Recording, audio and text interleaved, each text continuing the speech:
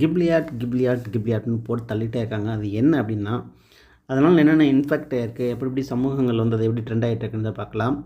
கிப்லியாட் எங்களுக்கு தூக்கம் வேணும்ல, வேண்டுகோள் விடுத்த ஓப்பன் அப்படின்னு சொல்லிட்டு ஏஎன் சாம் ஆல்ட்மேன் அப்படின்னு அவர்கள் கொடுத்துருக்காரு. யார் அந்த சாம் ஆல்ட்மேன்? அவர் தான் வந்து கிப்லியாட்டுடைய ஓனரா? இல்லை என்ன நடந்துட்டு இருக்குன்னு பார்க்கலாம்.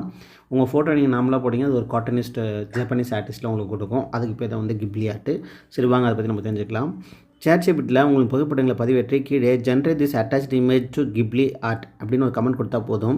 அடுத்த சில நிமிடங்களே நீங்கள் பதிவேற்ற புகைப்படத்தை கிப்லி அனிமேஷன் உடையத்தில் இந்த ஏஐ கொடுத்து விடுன்னு சொல்கிறாங்க. இந்த சாம் ஆல்ட்மேன்ங்கிறது தான் வந்து பார்த்திங்கன்னா அவங்களோட கம்பெனியுடைய CEO. முன்பு இருந்ததை விட கடந்த சில ஆண்டுகளாக மக்களிடையே அனிமேஷன் படங்களையும் மற்றும் சீரீஸ்களையும் பெரும் தாக்கத்தை ஏற்படுத்தினே சொல்லலாம்.